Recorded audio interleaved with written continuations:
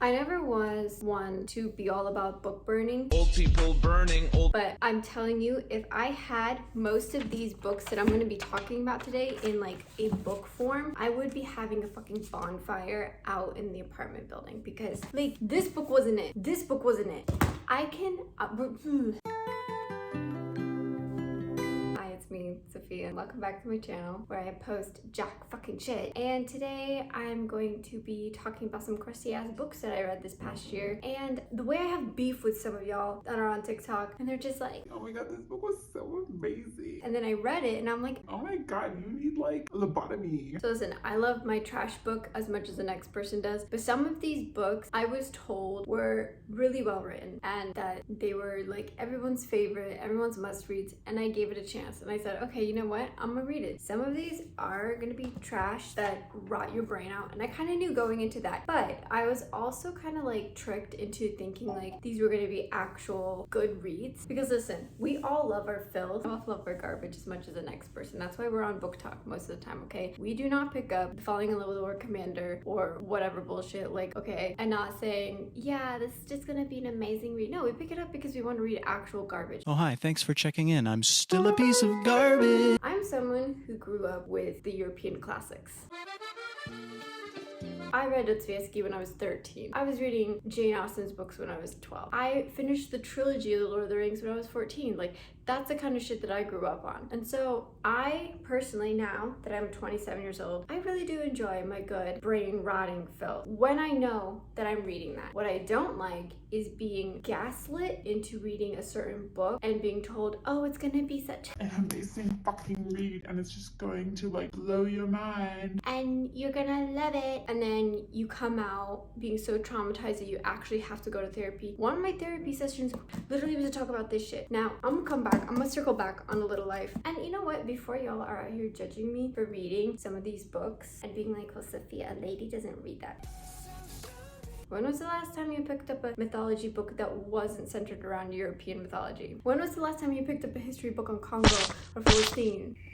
Like, when was the last time you broadened your horizons from like the classics or just, you know, your Colleen Hoover books? Okay, if you haven't, you're not allowed to sit there and judge me. The amount of people that literally have DM'd me from like my TikTok account, and I know these people, they're like, yeah, I'm just really disappointed. These are the kind of books you're reading. I didn't ask you to read them. Just chill. Your bookshelf reminds me of boiled chicken without any seasoning. So anyways, let's get into this video. First book I want to talk about is How Does It Feel by Janine O'Reilly. Very disappointing book. I barely read it, mainly because I kept having to skim forward so many parts of the books because it was that fucking boring. I thought my brain was going to actually rot. The premises of this book is about this one girl, Harley, whatever the fuck her name is. It starts with the C. She's like a biologist or like a zoologist. She's into animals and science, okay? And she falls into the realm of the Fae, where she has to prove her innocence by going through these 3 different trials that the king of the Fae had set for her because he thinks that she was sent to kill him. Now, what everybody and their fucking moms were raving about on BookTok were like, it's the plot twist. It's the plot twist. Babes, I read the plot twist, was not impressed. I read plot twists that could twirl someone's panties in a fucking knot. This wasn't it. This is a mediocre limp plot twist. It was like, it wasn't even, it was like, I don't know how to explain it. Very disappointing. First of all, if I have to read another book about a female character that goes, well, I'm just so skinny and just so perfect, and I'm just a biologist, and I'm just like, if I have to hear you talk about some narcissistic like personality traits of you, I will actually reach myself into this book and strangle you. If I have to read another pick me fucking character, I'm gonna lose my mind. And you're probably like, well, Sophia, the reason why she says these things is to ground herself and to remind herself who she is. Oh, that's another thing. She always talks about how nice she is and how much she loves nature and how much she loves animals. Okay, Snow White, we fucking get it. Like, you're one with the nature. Go be bohemian somewhere else. Can we also talk about the guy, the villain? The most mediocre villain I've ever seen, who switches up. Like, I swear this guy has bipolar, right? When you first meet I think his name is Drax or something. Max? What the fuck is his name again? I totally forgot. Oh, her name is Callie. Mendex. His fucking name is Mendex. It sounds like Windex. The way he switches up on this girl, he first was like, you said to kill me. Literally runs her through with his sword. And he's like, you've been sent to kill me. I'ma kill you. Kills her. She comes back to life. And she's like, you can't kill me. I'm a bad bee. And he's like, yeah, whatever. And then he like tortures her, like beats the actual shit out of her. And then he's like, I touched her skin. Her skin's pretty. You know what? I kind of vibe with her.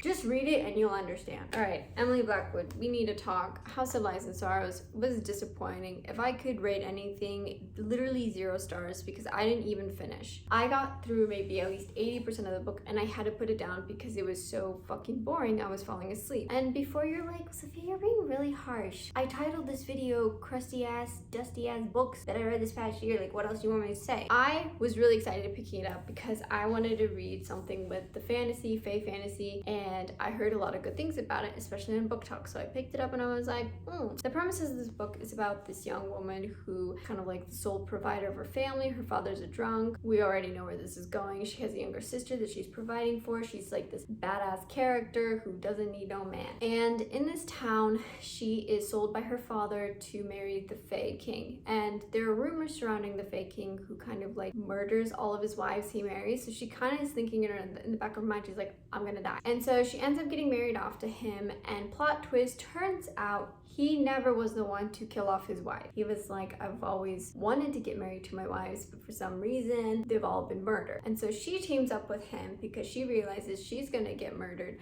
She teams up with him to find out who's trying to kill all of his wives and her and why. And he's trying to figure out who's trying to kill all my wives, XYZ. That is the premise of the story, and that's about it. Tell me why I'm 80% of the way in and they've barely moved past their personalities. He's not that bad of a character. I actually was like, you know what? He seems pretty cool. I forget his name. Don't ask me. Could not stand her. If I have to read her fucking character, the female character has to emulate a very, I don't even know how to explain it, but it's a very much a pick-me girl boss masculine characteristics. I might throw up. Like, we get like your whole personality is that you are the provider and that you love your sister and that you can shoot a bow and arrow. If that's what makes up your personality, I don't want to be around you because I know you are just really annoying and full of yourself. The entire time she's like, I'm so repulsed by him, when literally Miss Emily Blackwood, you literally write him to be like a fucking Adonis. Like, he's so attractive and you're making your main character not like other girls. She wouldn't choose him. Listen, I'd rather be all the girlies if it means I can climb him like a tree. Not gonna lie, because he was fine. He was respectful, he was consensual, he was helpful, he was protective, and our main girl is like, he just hates me, he just wants to kill me. Girl, the only one that's trying to kill you right now is me. I was probably 85% of the way in and I could not finish it, so I don't know how it ends. I don't know how it ends and I don't care to know how it ends. It was so poorly written. You can definitely tell this was a self-insert, that this was more of like a fan fiction run, which there's nothing wrong with that. I don't know how the fuck this got published. Okay, I don't know if the author was trying to come across as like a comedy thriller with this book, but that's how it read. I don't know. Let's talk about Baby Teeth by Zoe Stage. Is it Zoe Stage? Think of Orphan meets Stephen King and meets The Patient. Rated this book probably 2 stars out of 5 because what the hell did I read? This read more like a comedy than it did like a thriller, and I was just like, oh, okay, maybe I'm just like overanalyzing. But I like read other people's reviews and I felt very validated because they were also like, what the fuck was this? So let's talk about it. Baby Teeth. It's about the 7-year-old girl who is a little shit to her mom, and she's trying to tear her family, mainly her parents, apart so she can have her father all to herself. And so she paints herself as this perfect little girl, her daddy's girl, to her father, but is literally straight up Satan's child to her mom. I'm talking about like she pretends to be like possessed or something by like this witch that was burned at the stake in France. But, like, there at one point, like, she had overheard her parents like having sex, and then she goes in after they're done and they're sleeping, takes a picture of her mom who's naked. Then she like literally goes on her laptop and prints out this picture amongst like other really gory images. Keep in mind she's 7 years old, and then she like, look what I made, and her mom, rightfully so, is like, what the fuck like is wrong with you? And her husband, their father, is just like, oh, she's so sweet, she made you a present, she's so creative. And I'm like, she needs to go to the asylum because that child is a demon. Like, I love kids, kind of, don't ever want to have them, but I love children, they're sweet. This one child, I would kick that child in the head so hard. Just read the book, you'll understand why. If romanticizing misogyny and emotional physical abuse was in book format, it would be all of Colleen Hoover's books. I'm gonna keep this simple and short.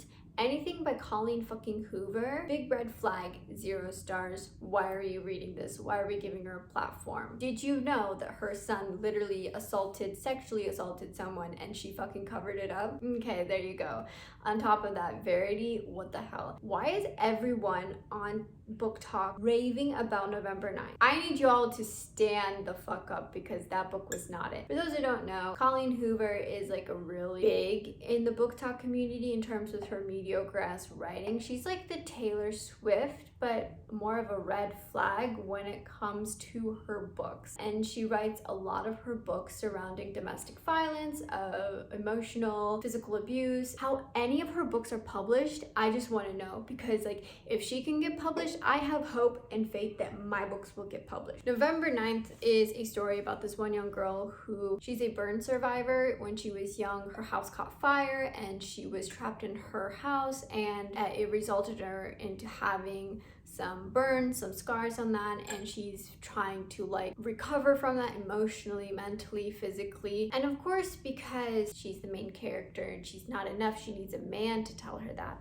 She meets this guy who, plot twist, was the one that started the fucking fire, and throughout the entirety of the book, he's just like really sexualizing her because she has, and I quote, great boob. He keeps like emotionally manipulating her. He's like, I'm your spiritual fucking guru to tell you that you are enough. Like, he keeps being like, I'm a consensual king. I'm like, since when did this become a Sarah J Maas book? Do you guys remember when I was in Korea and I read this book and I made a whole vlog on it? I'm deleting that video because I'm remaking it and I'm gonna be more honest with you. I felt like I lied to you guys, and this is my apology. I had read this book, and though I did film a lot of my true reactions, I kept most of my honest reactions off camera because I didn't want to, one, scare you guys away, and two, like, I wanted to be as respectful as I could be to the author as well as all the readers that loved this book. But I'm actually going to have a vlog that I found of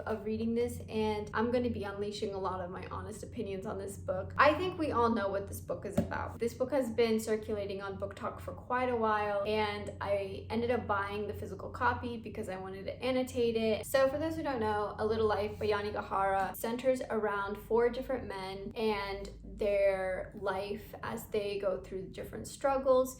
It mainly centers around the main character, Jude, who is this very traumatized, troubled young man who went through quite a lot. I'm talking like to the point where I don't know how he was still alive. If trauma porn was all written in one book, this would be it. This is over 800 pages of absolute self-sabotage, very graphic, detailed essay, self-harm. I mean, this book literally fucked me up to the point where I needed to go to therapy. When I had finished my vlog, I was in such a really bad mentally bad place, and this is coming from someone who's like pretty chill. I'm pretty fine, okay? But imagine someone who's actually struggling with self-harm, ED, all the things. Imagine how like they picked this book up, what their mindset is. I feel so bad for them. Since when did like romanticizing trauma become a whole genre? Everyone in their dark academia BookTok community fucking loves this book, and I don't understand how or why. Okay, Iron Flame, the sequel to Fourth Wing. I mainly just want to talk about Fourth Wing. I do not have the physical copy of Fourth Wing. I read it on Libby, and of course I had to get that book back. Let's talk about this book series, because I did not read up to 700 pages of bullshit to be just really let down. Let's talk a little bit about Fourth Fourth Wing. Fourth Wing essentially is a story about this main character, this main girl who goes off to like this dragon riding academy. How do I explain this without like sounding like a fucking idiot? If Divergent met like Game of Thrones and had a baby, I feel like it would be this. This read like a fan fiction. It was poorly written. There were so many plot holes. The character was weak. She sucked ass. Honestly, even like the smut scenes were so mediocre that I was like, there was more spices in chili than there was in this book, honestly. I felt like it was more of a self-insert. I felt like there was premises of racism involved, and if you think I'm reaching, I will make a video on this, let me know. This book was just poorly written. My biggest dig at it was, if you're writing fantasy, you have to be careful. And I'm someone who's writing fantasy and I'm trying to be careful with writing it. But with fantasy, what differs from fantasy fiction versus just historical fiction or just fiction, you have to really guide your reader by the hand to your world. Think Tolkien, think Game of Thrones. But if you're writing fantasy fiction, you have to really open the world up to your reader because they don't know anything about this world. Only you do. We don't have a magic crystal ball that we can see inside your brain to go, oh yeah, this is how it makes sense. Especially if you're going to write a story that's centered around magic, you really have to lay down rules. There have to be a guideline rules. You can't just be like, there you go, which is kind of what How Does It Feel really did. They kind of just threw you in there and expected you to know what you're reading. I kind of felt that way too. This had so much potential, and I think it can still have a lot of potential. The second book was written a little bit better. I didn't mind it so much as the first one, and maybe I'm just really being like a bitch about it and criticizing it more than it needs to. The hype of it was not well deserved. Everyone loved Sarah J. Maas's A Court of Thorns and Roses, and it's kind of giving that vibe, which I don't understand. Sarah J. Maas's books also sucked ass. Just because you have a brooding character doesn't make the story great. If that's what's going for your book, I think you need to rethink why you're writing this book. I think Fourth Wing could be better. Disappointed by it. Wasn't that great. I don't know. If you're gonna write fantasy, there are rules and like you have to stick to those rules. I don't know if you need to read more fantasy books to like really understand that. All right, well, I'm just gonna end this video here because I feel like I've talked enough and I don't have any more energy to shit talk about books. Listen, I think all these books have a lot of potential in their own ways, and I think there were parts of the books that I do believe were well written, and I do believe that if maybe I wasn't such a cynic, I would have enjoyed it. But I think collectively as a group on BookTok and Goodreads, like we need to do a better job at really criticizing and analyzing and critiquing these books, because I've never seen such a decline in the writing style or just like writing in general. And I think we need to really bring back well-written works, and I think we need to give a lot of our attention and a lot of our money to authors who really do put in the effort and who really write well. For example, my good friend Layla Manak, she wrote Sisters of the Circus, which was probably one of my favorite books. We need to give more authors of diversity a bit more of a chance, because those people write books really well. Like there's so many great books out there that I think are worth our platform and our time, and I'm going to be reading more of those I think this year. And I'm gonna step back from reading a lot of everyone's like BookTok favorites, because all in all they're all mediocre, all mid, and they've all left me wanting. And so I think, collectively as a group, we should stop overhyping books written by mediocre people or really shitty writers. Just recycle the same thing over and over and over. Like, we really don't need another Sarah J. Maas author. Sorry, Rebecca Yarros, but you need to do better. Give authors of diversity a chance, because you yourself as a reader will grow. That being said, I'm gonna go. Thanks for watching. Love you guys. Stay hydrated and be kind to yourselves. Also, free Palestine.